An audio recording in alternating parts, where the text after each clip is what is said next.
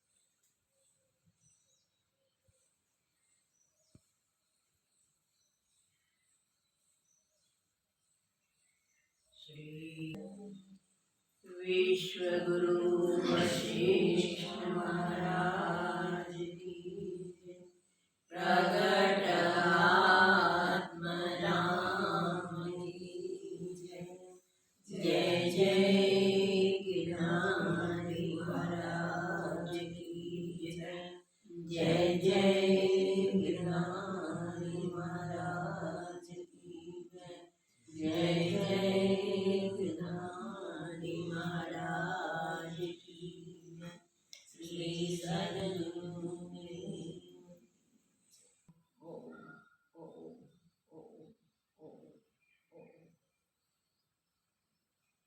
ओम ओम ओम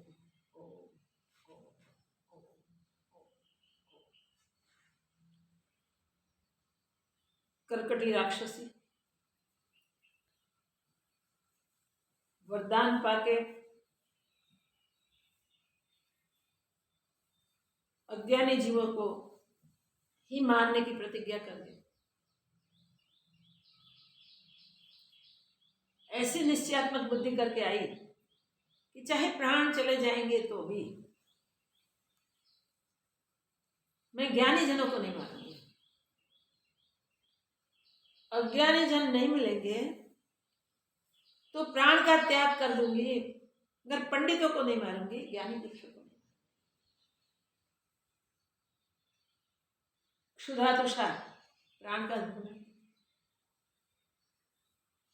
जब प्राण चले तब समय पाके क्षुधा तुषार परेशान तो करते हैं, उसने वो अनुभव भी किया है, इसलिए तो उसको तृप्ति कभी नहीं होती थी। तो उसने वरदान तप करके पाया कि इतना बड़ा शरीर था कि कितना भी भोजन कर जाए तो भी उसकी क्षुधा निवृत्त नहीं होती। वो कहती कि जम्बूद्वीप के सारे प्राणियों को खा जाओ ना तो भी मेरी क्षुधा निवृत्त ना हो। तो मैं छोटे से शरीर वाले विशुद्ध छोटी सुई बन जाती, जे प्राण के मार्ग के सबके हृदय में पहुंच जाऊं और वहां से खुद दियो। और उसने, हम जानते हैं कि बड़ा कष्ट उठा के तप किया। हिमालय की कंदरा में एक पैर पे खड़ी रह के ग्रीवा को आकाश की और हाथ भी आकाश में फैला के उसने तपस्या की, प्रार्थना की वरदान प्राप्त करने के लिए।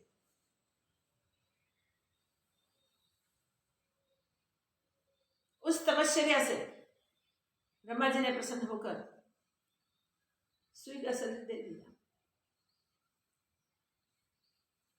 और फिर तो वो इतने छोटे शरीर के कारण पाँव से टूट जाते थे, बारिश में पाँव में पानी के प्रवाह में चली जाती थी, कीचड़ में दब जाती थी। उसे हुआ कि तो वो और कष्ट हो गया, फिर से तप किया और फिर पूर्व जैसे शरीर की मांग की। तो ऐसी मांग को इतनी तपस्या के बाद ब्रह्मा जी को उचित नहीं थे। ब्रह्मा जी ने उसको बोला, तुमने तप किया है, तुझे वरदान तो देता हूं, मगर तुम ज्ञानियों को नहीं मार सकोगे, पंडितों को नहीं खा सकोगे। अज्ञानी जीवों को खाना है, क्योंकि अज्ञानी जीव का जीने से मरना उत्तम होता है। क्योंकि अज्ञानी जीते हैं तब पाप ही करते रहते हैं, तो उसे कर्मबंधन होता है, जन्मों तक भटके तो भी से छूट। इसलिए अज्ञानी का मरना श्रेष्ठ है, ज्ञानी का जीना श्रेष्ठ है। ज्ञानी पुरुष शरीर में रहकर कहीं शरीरियों को बोध करके अशरीरी बना देते। अज्ञान बोध करके मिटा देते हैं।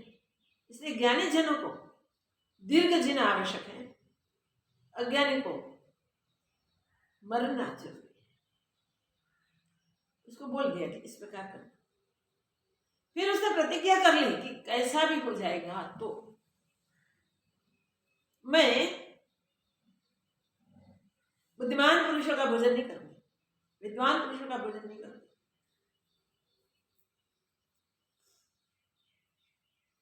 और ध्यान में बैठ जाओ।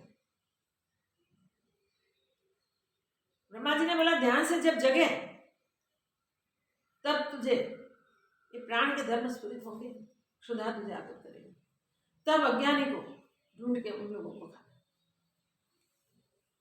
वो तपस्या में बैठ गए। टोटल उसने 7000 वर्ष उग्र तप किया। और कैसा निश्चय, सूर्य जैसे अचल हो गए, पर्वत जैसे स्थिर हो। कितने भी आदि तूफान आवे तो भी एक पैर में खड़ी हुई हो, बिल्कुल डिगती नहीं। कैसी भी बारिश होवे, कितना भी धूप होवे, तो इस सारे क्षोभ से वो अचल रहते थे।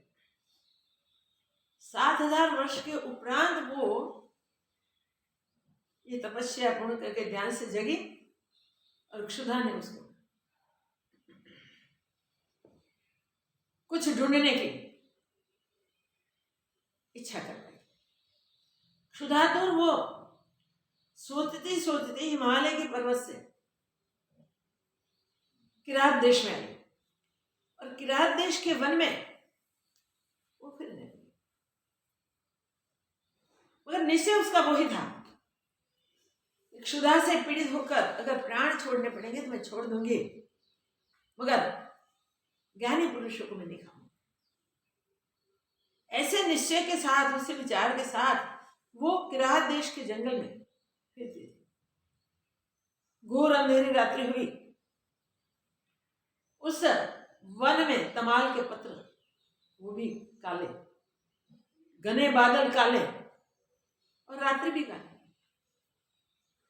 इसमें काली करकटी कहां दिखे, मगर वहां उसको कुछ आवाज सुनाई दी, कोई आ रहा है। उसने सोचा कि हाँ, भगवान ने मुझे आहार भेज दिया, तो वो खुश हुई, मुझे खाने को मिला, मगर मुझे उसकी परीक्षा करनी होगी, वो ज्ञानी है ज्ञानी। थोड़ी देर में जिनकी आवाज होती थी उनकी भेंट हुई। किरात देश के राजा, उसके मंत्री सिपाहियों के साथ वीर यात्रा के लिए निकले हुए थे।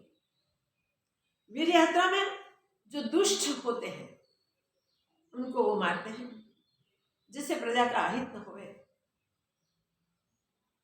तो वीर यात्रा पे निकले हुए उनकी भेंट हुई। राक्षस ने गड़गड़ाहट की आवाज किया, कौन हो क्या? तो परस्पर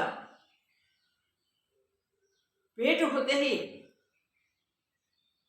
राक्षसी ने पूछा और मंत्री ने जवाब दिया, ये हमारे राजा हैं देश के, हम उनका मंत्री, हम वीर यात्रा को निकले। उसने बोला, आप मेरे ग्रास के लिए आए हैं, भगवान ने मेरी क्षुधा निवृत्ति के लिए आप लोगों को भेजे हैं, मैं आपको खा जाऊंगा। मंत्री ने कह दिया, तुम्हें जैसी भंवरिया कितनी उड़ती है इस जंगल में, और हमने वो कैसे ही जैसे पवन उड़ा के ले जाता है तो उनको वैसे उड़ा दिया। परस्पर चर्चा हुई। ज्ञानी और अज्ञानी का भेद देखना था। उसे निश्चय था कि अज्ञानी को ही खाओगे। कई वर्षों के बाद उसको ग्रास लाकर अपने निश्चय पर अड़ा। देखिए, तप में, ध्यान में, भजन में जो भी स्वरूप की प्राप्ति करना चाहते हैं, जो परमात्मा प्राप्ति करना चाहते हैं, उसे निश्चय से पक्के रहना चाहिए। उनकी बुद्धि हमेशा निश्चयात्मिका होनी चाहिए और दृढ़तापूर्ण अभ्यास होना चाहिए, पुरुषार्थ होना चाहिए। करकट का वही था, राक्षसी थी। देखिए, राक्षसी इतना कर सकते हैं तो हमें सोचना चाहिए हम नहीं कर सकते, हम भी कर सकते, मगर हम इतना दृढ़तापूर्ण प्रतिज्ञाबद्ध होना मुश्किल समझते हैं। फिर परस्पर संवाद चला।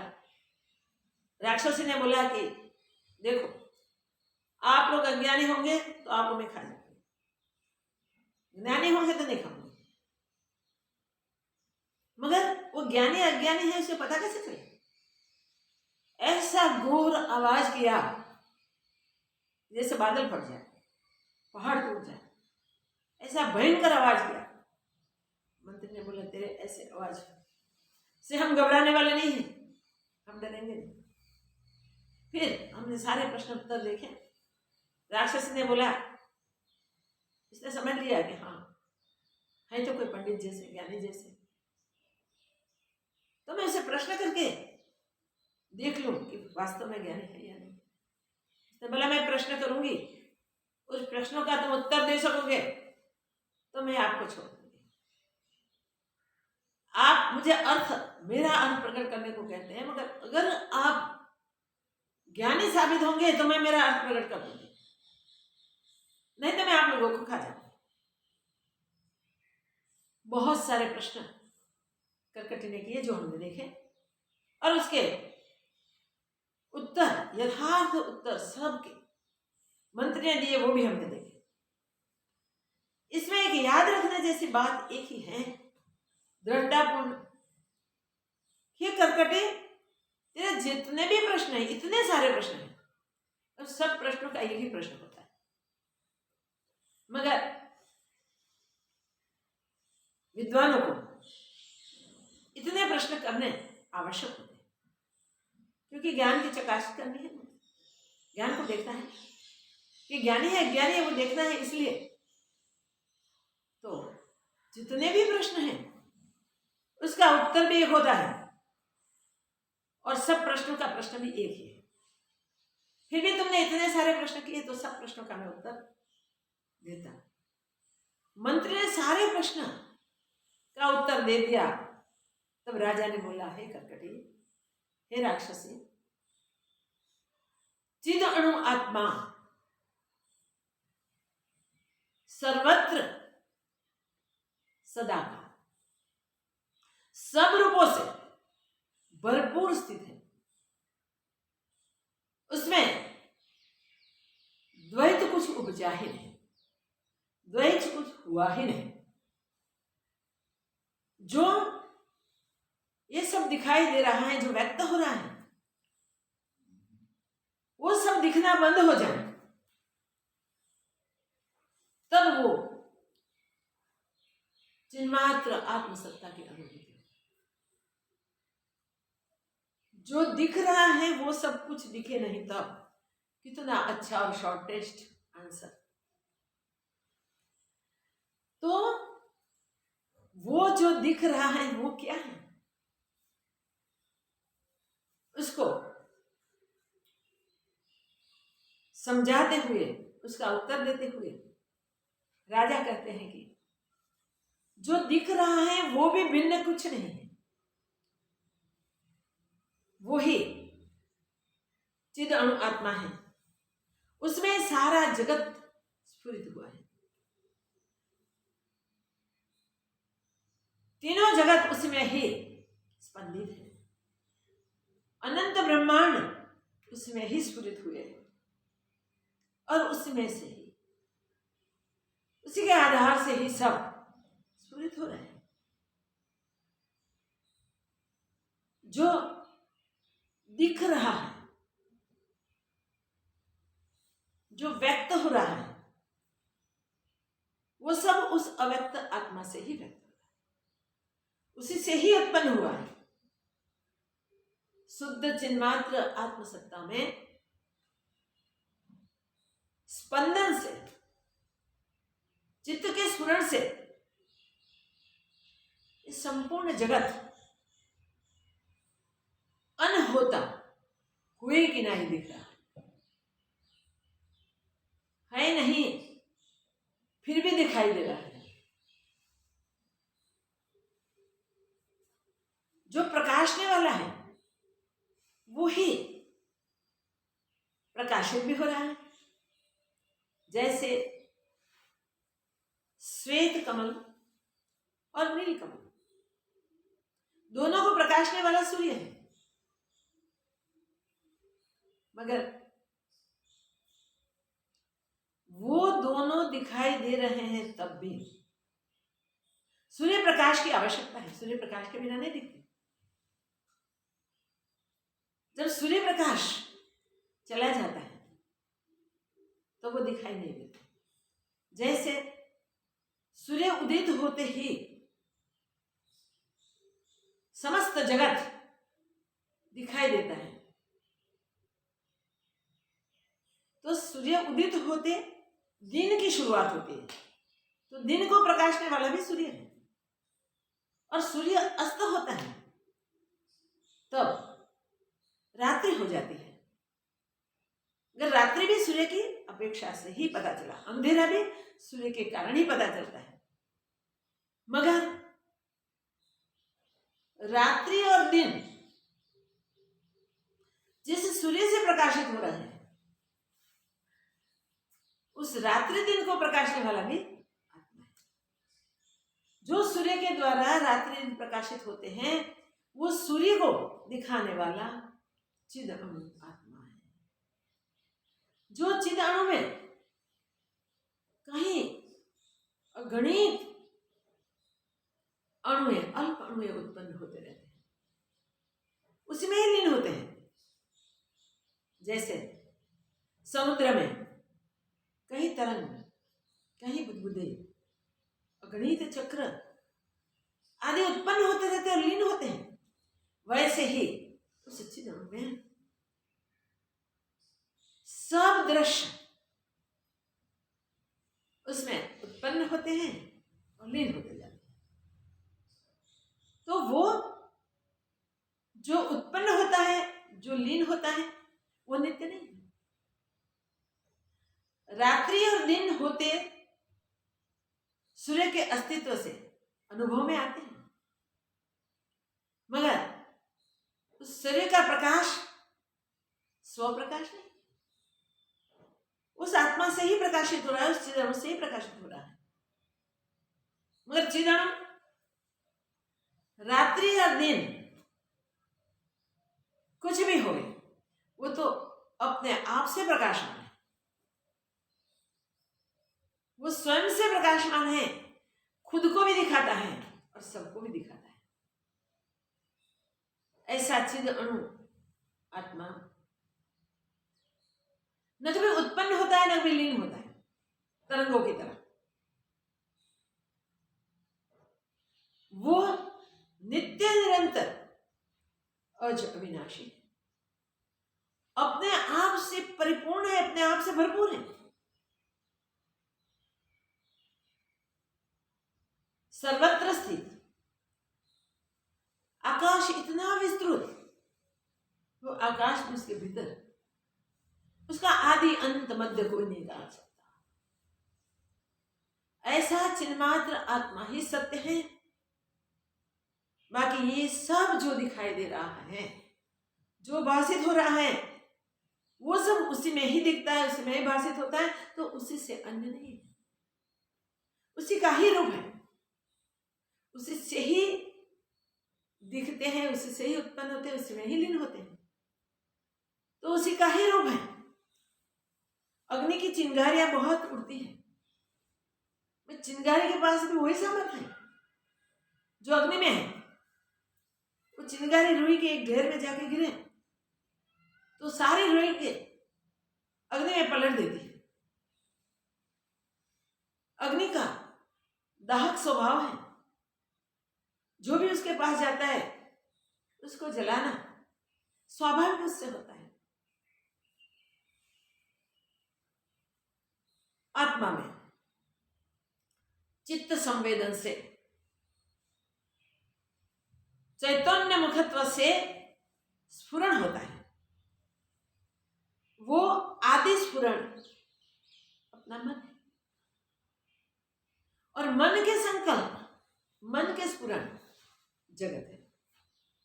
तो मन नित्य नहीं है, मन अनित्य है, तो मन का सर्जन भी सब अनित्य है। ये जो भी दृश्यादि भाषित हो रहे हैं, तृण से लेकर ब्रह्मा तक, वो सब अन्य कुछ नहीं है, वो सब ब्रह्मरूप है। तो नित्य निरंतर स्वत स्वरूप, ज्ञान स्वरूप, आनंद स्वरूप, वो चिन्मात्र आत्मा, वो परिपूर्ण ब्रह्म परमात्मा, उसके सिवा और कुछ है नहीं, उसी में ही उपस्थित और लीन होते भाषित हो रहे हैं। तो एक ही एक चिद अणु आत्मा को जिसने भी जाना, उसको द्वैत ब्रह्म कभी नहीं होता। अद्वैत आत्मसत्ता में ही वो स्थित है। स्वयं को भी आत्मरूप और सर्व को भी आत्मरूप ही वो जानते हैं। दृश्यादिक दिखते हुए भी उसके लिए नहीं दिखते, उसको सब ब्रह्मरूप ही भाषित होता है। तो विद्या उसे कहते हैं जो नित्य है, जो सत्य है, जो शाश्वत है। उस विद्या जिसने जाने, वो विद्या से भिन्न नहीं, वो स्वयं ज्ञान रूप हो गया, वो अन्य नहीं अनन्य है। इसके लिए बहुत सारे दृष्टांत दिए हैं। जब तक सर्प को यथार्थ रूप से हमने वो रस्सी ऐसा नहीं जाना, हमारे माने हुए सर्प में वास्तव में रस्सी होती है, सर्प नहीं होता। मगर हमारे भ्रम से, हमारी भ्रांति से हमको सर्प दिखाई दिया, तो सर्प का रूप वहां था ही नहीं। हमको ये जगत भाषित हो रहा है, सत्य लगता है, और वो कब पता चले? जब ब्रह्मानुभूति हो गई तब। जब तक अज्ञान है तब तो ये सारा जगत सत्य ही भाषित होता है। तो ज्ञान को यथार्थ जब जानता है तब अज्ञान निवृत्त हो जाता है। जैसे रस्सी को उसके वास्तविक रूप से, यथार्थ रूप से जान ले, फिर सर्व ब्रह्म नहीं होता और सर्व का भय भी नहीं रहता। वैसे जिसने अपना ब्रह्म स्वरूप जान लिया वो अज अविनाशी, अपने आप में भरपूर रहता है, परिपूर्ण स्थित रहता है, उसको अपने से भिन्न और कुछ भाषित नहीं होता। उसका द्वैत ब्रह्म हमें हमेशा हमेशा के लिए मिट जाता है। हे कर्कटी, हे राक्षसी, वो चिदणु, वो आत्मा ही सब कुछ बन के स्थित है, उसके सिवा अन्य कुछ बना ही नहीं, हुआ ही नहीं। ये जगत ब्रह्म चित्त के स्फुरण से ही भाषित होता है, सदा सदा के लिए, जो भरपूर सर्वत्र स्थित है। वो आत्मा अविनाशी है, अज है, सत्य है, आनंद स्वरूप है, ज्ञान स्वरूप है। उसको समझाते हुए अभी भी राजा और कर्कटी को कहते हैं, क्या कहते हैं? अब सुने उसे।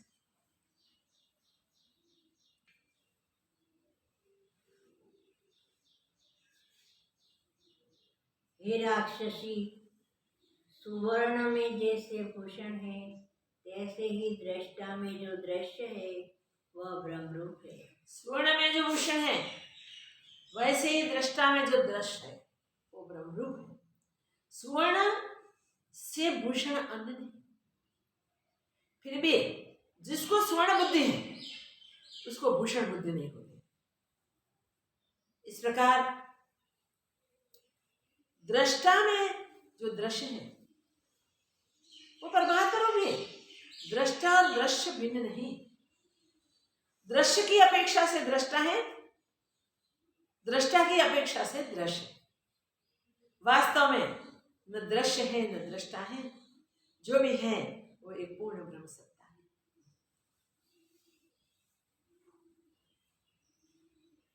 एक सत्ता में जब दृष्टा अपने स्वभाव में स्थित होता है तब दृश्य नहीं भासता। दृष्टा जब अपने स्वभाव में स्थित हो जाता है तब दृश्य भाषित नहीं होता। जैसे जब तक भूषण बुद्धि होती है तब तक सुवर्ण नहीं भासता, भूषण ही भासते हैं। और जब सुवर्ण का ज्ञान होता है तब सुवर्ण ही भासते हैं, भूषण नहीं भासते। भूषण बुद्धि होती है तब भूषण ही भासते हैं, पर स्वर्ण का ज्ञान हो जाता है तब भूषण बुद्धि नहीं होती। देखिए, सुनार को हमेशा स्वर्ण बुद्धि होती है, तो भूषण के आकार की कीमत वो नहीं देता, उसकी वैल्यू नहीं करता, स्वर्ण की वैल्यू करता है। मगर जिसको गांठ में ही प्रीति है, आकार में ही प्रीति है, वो भिन्न भिन्न नाम रूपों में बच जाते हैं, उस आकारों की कीमत दे देते स्वर्ण के साथ साथ। तो सुवर्ण बुद्धि जिसको है उसको आकार नहीं भाषित होते, उसको स्वर्ण ही भाषित होता है। और जिसको आकार भाषित होते हैं उसको स्वर्ण नहीं भाषित होता। तो आकार देखने वाले जगत के दृश्यों को सत्य मानते हैं, मगर ये जगत के दृश्य कुछ उपजे ही नहीं, दिखने मात्र है। जित ब्रह्म सत्ता में वो उभरे हैं, वो ब्रह्म सत्ता ही सत्य है। तो ब्रह्म दृष्टि से ब्रह्म सत्ता का अनुभव होता है।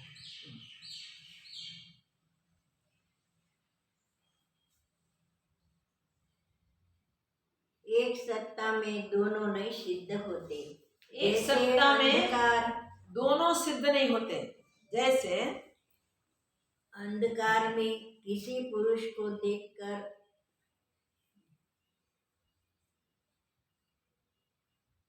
अंधेरे में जैसे अंधकार में किसी पुरुष को देखकर उसमें पशुत्व भ्रम हो, तो जब तक पशु बुद्धि होती है तब तक पुरुष का निश्चय नहीं कितना होता। अच्छा दृष्टांत है। अंधेरा है तो उसमें अंधेरे में कोई पुरुष आ रहा है, खड़ा है, मगर देखने वाले को पशुत्व बुद्धि उसमें हो जाए तो जब तक वो पुरुष है ऐसा ज्ञान नहीं होगा तब तक पशुत्व बुद्धि को निवृत्त नहीं कर सकता। वो पशुत्व बुद्धि उसकी निवृत्त हो जानी चाहिए। जब तक पशु बुद्धि होती है तब तक पुरुष का निश्चय नहीं होता, और जब निश्चय करके देखता है तब दृष्टा नहीं दिखता, दृश्य ही भासता है। बस निश्चय करके देखता है तब दृष्टा नहीं भाषित होता, दृश्य ही भाषित होता है। जैसे रस्सी के ज्ञान से सर्प का अभाव हो जाता है, तैसे ही बोध करके दृश्य का अभाव होता है। रस्सी का यथार्थ ज्ञान होते ही सर्प का अभाव हो जाता है, ऐसे ही बोध से अज्ञान की निवृत्ति हो जाती है। तब एक ही आत्मसत्ता भासती है। फिर ये बोध हो जाता है तब तो एक आत्मसत्ता ही भाषित होती है। दृष्टा संज्ञा भी नहीं रहती। वहाँ दृष्टा संज्ञा भी नहीं रहती। जैसे दूसरे की अपेक्षा से एक कहता है और दूसरे के अभाव से एक नहीं कह दूसरे की सकते, अपेक्षा से एक कहलाता है और दूसरे का अभाव होगा तब एक भी नहीं कहलाएगा। तैसे ही दृश्य के अभाव से दृष्टा कहना नहीं रहता। दृश्य का अभाव हो जाता है फिर दृष्टा किसको कहेंगे, दृष्टा कहना नहीं रहता।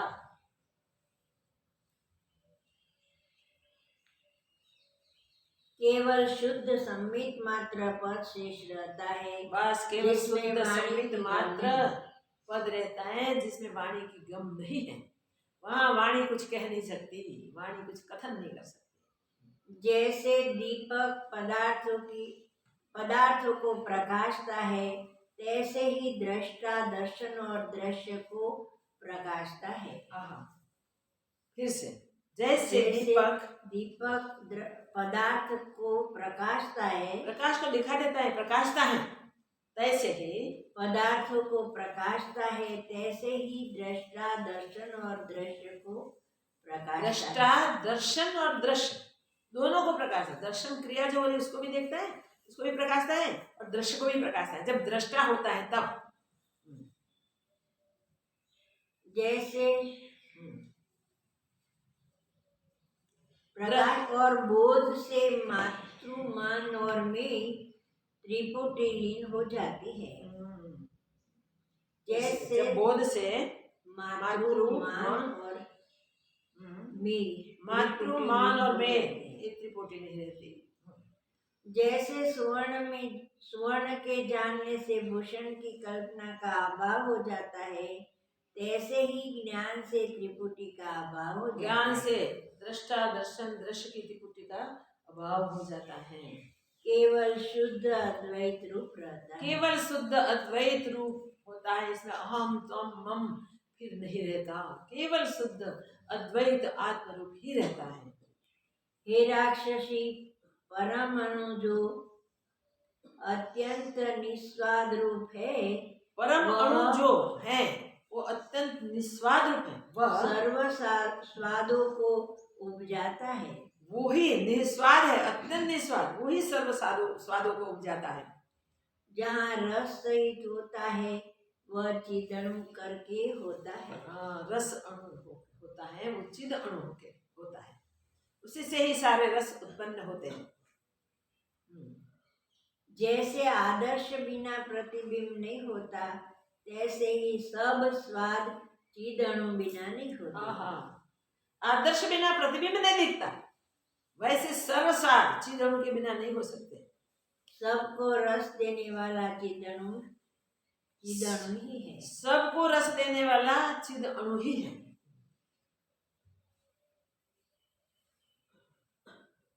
वह चिदणु आपको छिपा नहीं सकता। वो चिदणु ऐसा है, वो आपको नहीं छिपा सकता। सबका अधिष्ठान है, वो सबका आधार है, से भी सूक्ष्म है। सबका अधिष्ठान है, महत से महत भी है और सूक्ष्म से सूक्ष्म भी है। सब जगत को उसने सारे जगत को उसने ढांप को रखे। और आप ढांप किसी दिया से है। ढांपा नहीं जाता। आप किसी से ढांपा नहीं जाता। सारे जगत को उसने ढांप दिया है, मगर वो किसी से ढांपा नहीं जाता।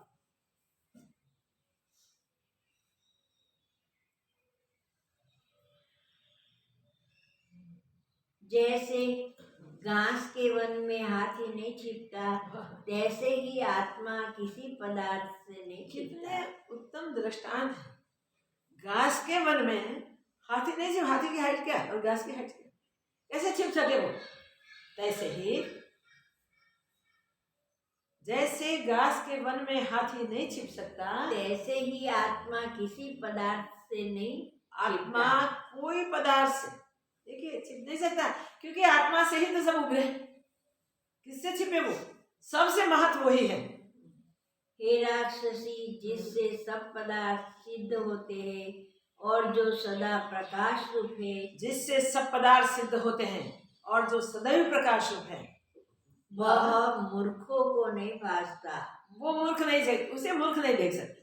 यह वो बड़ा मूर्खों को नहीं भाषित आश्चर्य है। होता, ये सबसे बड़ा आश्चर्य है। वह सदा अनुभव रूप है और यह सब जगत उसी से जीता है।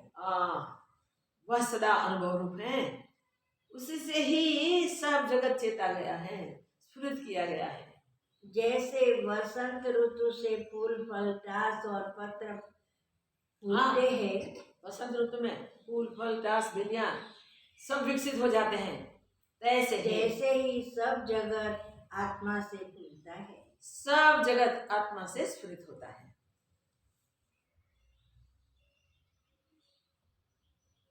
वही चिदात्मा जगत रूप होके भासता है वह चिदात्मा ही जगत रूप होकर दिखता है और सर्वात्म भाव से सब उसके ही अवयव है। सर्वात्म भाव से विचार करो तो जो भी है वो सब उसी के ही अवयव है, उससे भिन्न कुछ नहीं है। परमार्थ निरवय और निराकार रूप है। परमार्थ निरवय है, नहीं हुआ, निराकार है, उसमें कुछ उदय नहीं हुआ। सब कुछ उससे ही उदित स्फुरित होते देखते हैं, दिखाई देते हैं, मगर उससे कुछ उदित नहीं हुआ। ये तो चित्त का सर्जन है भाई, उसमें चित्त का स्फुरण, उसी से ही ये सब जगत भ्रांति से भाषित हो रहा है। हे राक्षसी, एक निमेष के अबोध से चिदणु में अनेक कल्पों का अनुभव एक होता निमेष है। के अज्ञान से, अबोध से, एक निमेष जितने समय के अज्ञान से चिदणु में कल्पों का उत्पन्न होता दिखाई देता है। अनेक कल्पों का अनुभव होता है, कहीं कल्पों का अनुभव हो जाता है। जैसे एक क्षण के स्वप्न में पहले आपको बालक और फिर वृद्धावस्था देखने लगता है। एक पल के स्वप्न में पहले अपने को बालक भी देखता है, फिर युवा और वृद्ध भी देखता है। तैसे बालक एक निमेष के समय में वृद्धावस्था देखने लगता है। तैसे ही एक निमेष में अनेक कल्प उपस्थित दिखाई देते हैं। उन कल्पों में जो निमेष है उनमें अनेक कल्प व्यतीत होते हैं। उस कल्पों में जो निमेष इतना समय, इसमें भी अनेक कल्प व्यतीत हो जाते हैं, क्योंकि अधिष्ठान सर्वशक्तिमान है। क्योंकि उनका अधिष्ठान जो है वो सर्वशक्तिमान है। जैसा संवेदन जहाँ फुरता है वैसा रूप को भासता है। जैसा जैसा संवेदन जहाँ जहाँ स्फुरता है वहाँ वैसा ही रूप होकर भाषित होता है। जैसे स्वप्न में अभोक्ता को भोक्तृत्व का अनुभव होता है। स्वप्न में तो उल्टे ही अनुभव होते हैं। अभोक्ता कुछ खाता पीता नहीं, भुगतता नहीं, उसको भी मैं खाता हूँ, पीता हूँ, भुगतता हूँ, ऐसे भाव होते हैं। तैसे ही निमेष में कल्प का अनुभव होता है। ऐसे ही निमेष में कल्पों का अनुभव होता है। वासना से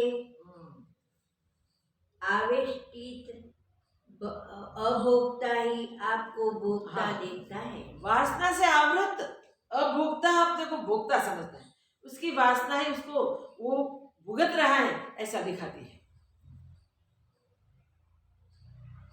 जैसे स्वप्न में मनुष्य अपना मरण प्रत्यक्ष देखता है, तैसे ही यह जगत भ्रम से भासता है।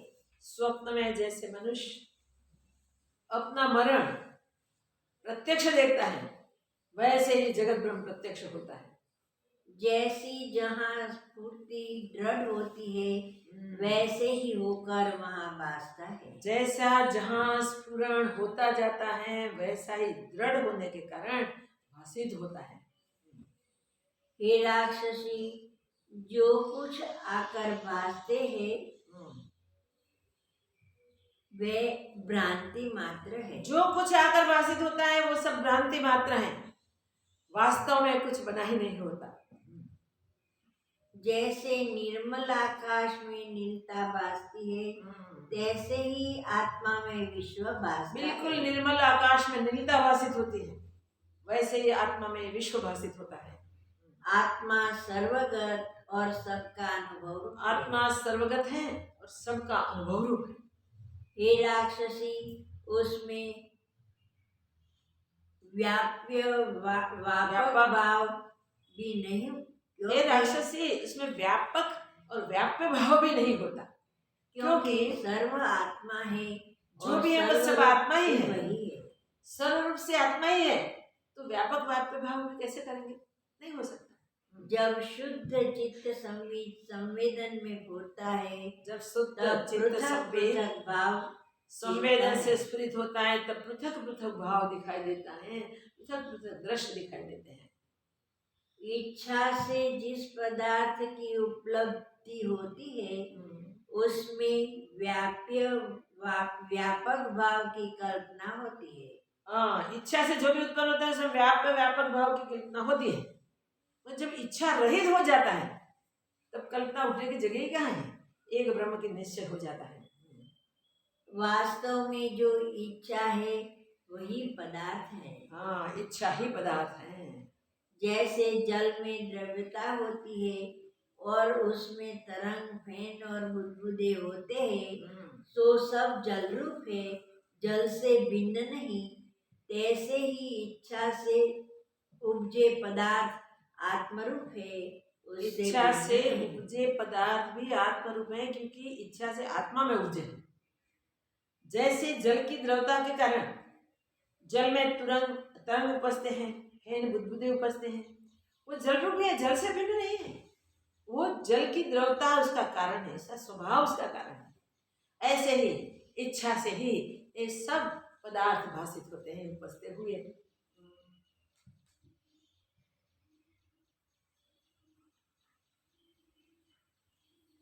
आत्मा देश, काल और वस्तु के परिच्छेद से रहित है, केवल शुद्ध चिन्मात्र और सर्वरूप होकर स्थित हुआ है। आत्मा शुद्ध चिन्मात्र, केवल शुद्ध चिन्मात्र सर्वरूप होकर स्थित है। उसमें देश काल वस्तु परिच्छेद कुछ भी नहीं है। देश काल वस्तु परिच्छेद से वो रहित है और सबका अनुभव भी उसी में हुआ है। और सबका अनुभव भी उसी में ही हुआ है, उससे परे कुछ नहीं है।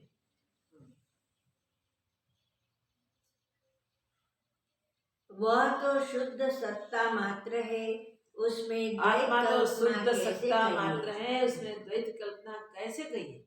कैसे कही जाए कि उसमें द्वैत कुछ है? हे राक्षसी, जब कुछ द्वैत होता है तब एक भी होता है। जो द्वैत ही नहीं, अगर कोई दो है तो एक हो सके, जहाँ दो ही नहीं एक कहाँ से कहें? जैसे धूप की अपेक्षा से छाया है और छाया की अपेक्षा से धूप है, तैसे ही एक की अपेक्षा से द्वैत कहलाता है। एक की अपेक्षा से द्वैत कहलाता है। छाया की अपेक्षा से धूप कहलाता है, धूप की अपेक्षा से छाया कहलाते हैं। वैसे इस कल्पना से जो रहित है वही चिन्मात्र रूप है, जिसको ये कोई कल्पना नहीं है, एक भी नहीं दो भी नहीं, वो शुद्ध चिन्मात्र आत्म स्वभाव में स्थित है। उसको जगत को स्फुरित होता ही नहीं, और जगत भी उससे व्यतिरिक्त नहीं, जगत उससे भिन्न है ही नहीं। जगत को भी अपना आपा ही समझता है, जगत उससे दिखता ही नहीं, वो ब्रह्म से ही दिखता है। जैसे जल और द्रव्यता में कोई भेद नहीं, जल और द्रव्यता में कोई भेद नहीं, आत्मा और जगत में वैसे ही आत्मा और जगत में कोई भेद नहीं है। हे राक्षसी, नाना प्रकार के आरंभ उसमें दृष्टि आते हैं तो हे भी राक्षसी, आत्मसत्ता उसमें सम है। विविध प्रकार के दृश्य उपस्थित भाषित होते हैं, सब दृश्य दिखते हैं तो भी आत्मसत्ता सम है, उसमें कुछ हुआ नहीं है। हे राक्षसी, जब सम्यक बोध होता है तब द्वैत भी अद्वैत रूप भासते हे हैं। राक्षसी, जब सम्यक बोध होता है, यथार्थ बोध जैसा है वैसा ही वैसा बोध होता है, तब क्या होता है? सम्यक बोध होता है तब द्वैत भी दो भी अद्वैत रूप अद्वैत रूप भासते भाषित, द्वैत भी अद्वैत रूप अनेक होते हुए भी एक ब्रह्म सत्ता ही भाषित होते हैं। क्योंकि अज्ञान से द्वैत कल्पना होती है। द्वैत कल्पना अज्ञान से ही होती है, द्वैत कल्पना ज्ञान में नहीं होती। वास्तव में द्वैत कुछ नहीं, द्वैत कुछ है ही नहीं, एक अद्वैत आत्मसत्ता अपने आप में परिपूर्ण स्थित है। अज्ञान के अभाव से द्वैत का भी अभाव हो जाता है। अज्ञान का अभाव होते ही द्वैत का अभाव हो जाता है।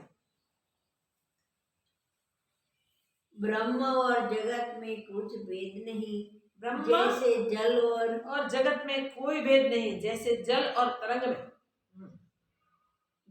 द्रव्यता, वायु और स्पंदता और जल और द्रव्यता, आकाश वायु और शून्यता में शून्यता, कुछ भेद आकाश और नहीं, शून्यता में जैसे कुछ भेद नहीं, ऐसे ही आत्मा और जगत में आत्मा और कुछ जगत भेद में नहीं। कोई भेद नहीं। हे राक्षसी, द्वैत और अद्वैत जानना दुख का कारण है। हे राक्षसी, द्वैत और अद्वैत जानना भी दुख का कारण है। जो अपने आप में परिपूर्ण है, अपने आप में भरपूर है, अपने आप में स्थित है, वहां एक कैसे कहना और दो कैसे कहना? एक या दो की कल्पना वहां हो ही नहीं सकती। द्वैत और अद्वैत की कल्पना से रहित होने को ही परम पद कहते हैं। इसलिए द्वैत और अद्वैत की कल्पना से रहित होने से परम पद कहा जाता है। तब परम पद की प्राप्ति अनुभूति होती है। प्राप्त की प्राप्ति है भाई, मगर अज्ञान की निवृत्ति होने के लिए कहा जाता है वो प्राप्ति। दृष्टा रूप जो जगत है वह चिद परमाणु में स्थित है। चिद परमाणु में दृष्टा रूप जगत स्थित है और उसमें सुमेरु आदि स्थित है। उनमें सुमेरु आदि सब स्थित है। दृश्य रूप जगत, उसमें सब कुछ स्थित है, कुछ भी जगत से बाहर नहीं है जो स्फुरन से हुआ है। बड़ा आश्चर्य है कि माया से चिद परमाणु में त्रिलोकियों की परंपरा स्थित है। बड़ा आश्चर्य है कि माया से चिद अणु में कहीं जगतों की परंपरा उपस्थित है। कहीं जगत उत्पन्न होते हैं, दिखते हैं, अगर वो माया है तो माया तो मूल से है ही नहीं, तो झूठा ही है। माया मात्र मीन्स बिल्कुल झूठा। अनेक त्रिलोकियां उत्पन्न होती दिखाई देती हैं, वो माया के कारण दिखती है, वास्तव में कुछ उपजा ही नहीं। अनेक त्रिलोकियों की परंपरा स्थित है, इसी से असंभव रूप और मायामय है। इसलिए वो असंभव रूप है ही नहीं, और है ऐसा लगे तो मायामय है। जैसे कुछ हुई ही नहीं। अनेक त्रिलोकियां उपस्थित दिखती है तो भी दिखने मात्र है, हुई कुछ नहीं, स्फुरण मात्र है, चित्त के स्पंदन ही है। जैसे बीज में वृक्ष स्थित है तैसे ही चिदणु में जगत स्थित है। जैसे बीज में वृक्ष स्थित होते हैं वैसे चिदणु में जगत स्थित है। जैसे शाखा, पत्र, फूल और फल से बीज अपना बीजत्व नहीं त्यागता। शाखा, फूल, फल आदि जो भी उत्पन्न होता है वो उत्पन्न होने के बाद भी बीज अपना बीजत्व का त्याग नहीं करता। त्याग नहीं करता और अखंड रहता है। वो बीज तो अखंड ही रहता है। चिदणु के भीतर जगत का विस्तार है, वैसे ही चिदणु के भीतर विस्तार है, तब भी ये पूरा विस्तार चिदणु ही है। बीज परिणाम से वृक्ष भाव में प्राप्त होता है। बीज परिणाम से वृक्ष भाव में होता है, आत्मा वैसे परिणाम से जगत रूप नहीं भाषित होता। हे राक्षसी, जैसे बीज परिणाम से वृक्ष भाव में प्राप्त होता है तैसे ही चिदणु भी परिणाम से जगत रूप होता है। परिणाम से दिखता है जगत रूप। चिद अणु तो अपने आप ही स्वयं स्वरूप होते हुए भी स्वयं ही है। वास्तव में न द्वैत है न अद्वैत है, बता दिया। न बीज है वास्तव न में अंकुर है, न द्वैत है, न अद्वैत है, न बीज है, न अंकुर है, न स्थूल है न सूक्ष्म न है, उसमें स्थूल कुछ है न सूक्ष्म कुछ है, न कुछ उपजा है न नष्ट न होता कुछ है। उपजा है न नष्ट होता है। दिखता है वैसा वो नहीं है। न अस्ति है न नास्ति है, न अस्ति है न नास्ति है, न सम है न असम न है, सम है न असम है, और न जगत है न अजगत है। न जगत है न अजगत है। केवल चिदानंद आत्मसत्ता, केवल अचिंत्य चिदानंद चिन्मात्र, आत्मसत्ता अचिंत चिन्ह मात्र अपने आप में अपने स्थित आप में भरपूर स्थित है। अपने आप से अपने आप में परिपूर्ण स्थित है। जैसी जैसी भावना होती है तैसे ही तैसी होकर भासते बस हैं। जैसे जैसे भावना स्फुरित होती है तैसे तैसे ही होकर भाषित होता है। हे राक्षसी, यह अन उदय ही संवेदन के वश से उदय होकर भासते हैं। अन उदय ही संवेदन के वश से उदय हुए जैसे भाषित होते हैं। कुछ उपजे नहीं मगर संवेदन के उठने से ही कुछ हुए हैं ऐसे भाषित होते हैं। जैसे बीज से वृक्ष अनन्य अनन्य रूप अनेक होकर भासते हैं, तैसे ही एक जैसे आत्मा बीज से अनेक वृक्ष रूप अनन्य रूप रह के एक बीज से अनेक बीज होकर भाषित होता है, वैसे उस चिद अणु में कमल की डंडी की तार, उस चिदण में कमल की डंडी की तार तैसे ही आत्मा अनेक रूप हो भासते हैं। आत्मा में भाषित होती है तार, कैसी सुमेरु जैसे, तो भी कुछ नहीं। ऐसा सूक्ष्म वो है, इतना विस्तृत है वो, इतना महत्व है, सब कुछ उसमें समा जाए तो भी देखो कुछ उपजा ही नहीं। न कुछ उदय हुआ है और न मिटता है, न कुछ उदय हुआ है न कुछ मिट जाता है।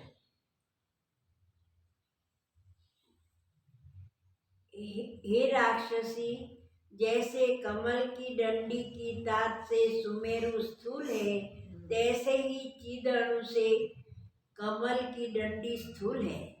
और कमल की डंडी के सामने सुमेरु कितना स्थूल हो गए, वैसे ही कमल की डंडी स्थूल है। वो इतना सूक्ष्म है कि उनके आगे चिदणु के सामने कमल की डंडी स्थूल है। तो सूक्ष्माति सूक्ष्म भी वो है और महद से महद भी वो चिद अणु ही है। ऐसे ही चिद अणु से कमल की डंडी स्थूल है और दृश्य रूप है, पर चिद अणु दृश्य और मन, कमल की डंडी दृश्य रूप है, दिखती है, मगर चिद अणु दृश्य और मन सहित षट इंद्रियों का विषय नहीं। इस कारण मन सहित षट इंद्रियों का विषय चिद अणु नहीं है। इस कारण तात से भी सूक्ष्म है, तात से भी सूक्ष्म है। उस चिद अणु में अनंत सुमेरु आदि स्थित है। वो चिद अणु में अनंत सुमेरु आदि स्थित है, इतना वो महत्व भी है। देखो तो क्या रूप है, तो उसका रूप क्या है, ऐसा कैसा उसका रूप है। जैसे आकाश में शून्यता होती है तैसे ही आत्मा में जगत है। जैसे आकाश में शून्यता आकाश से भिन्न नहीं की जाती, ऐसे चिद अणु में जगत चिद अणु रूप ही है। हे राक्षसी, जिसको आत्मा का बोध हुआ है उसको जगत सुषुप्ति की नाई भासता है। बस हे राक्षसी, जिसको आत्मा का बोध हो गया है उसको जगत सुषुप्ति की नाई भाषित होता है। गाढ़ निद्रा में कुछ न दिखे, वैसे आत्मज्ञानी को जगत कुछ दिखाई नहीं देता, भिन्न कुछ है ही नहीं जगत उसके लिए। वह आत्मसत्ता अद्वैत रूप और परिणाम से रहित है। वह आत्मसत्ता अद्वैत रूप और परिणाम से रहित हैं। ये इतना विस्तृत संवाद है, इतना सुंदर संवाद है कि उसका बार बार अभ्यास किया जाए तो एक संवाद से पूर्ण ज्ञान हो जाए। इस संवाद आगे भी चल रहा है जो कल देखेंगे। ओम पूर्णमदः पूर्णमिदं पूर्णात् पूर्णमुदच्यते पूर्णस्य पूर्णमादाय पूर्णमेवावशिष्यते। ओम शांति शांति शांति। श्री सद्गुरुदेव की जय। ओम द्रव्यजामहे सुगंधिपुष्टिवर्धनम उर्वारुकविवर्धनम नित्यमुक्षिमां ओम द्रव्यजामहे सुगंधिपुष्टिवर्धनम उर्वारुकविवर्धनम नित्यमुक्षिमां ओम द्रव्यजामहे सुगंधिपुष्टिवर्धनम उर्वारुकविवर्धनम नित्यमुक्षिमां ओम द्रव्यजामहे सुगंधिपुष्टिवर्धनम उर्वारुकविवर्धनम नित्यमुक्षिमां ओम द्रव्यजामहे सुगंधिपुष्टिवर्धनम उर्वारुकविवर्धनम नित्यमुक्षिमां ओम द्रव्यजामहे सुगंधिपुष्टिवर्धनम उर्वारुकविवर्धनम नित्यमुक्षिमां ओम द्रव्यजामहे सुगंधिपुष्टिवर्धनम उर्वारुकविवर्धनम नित्यमुक्षिमां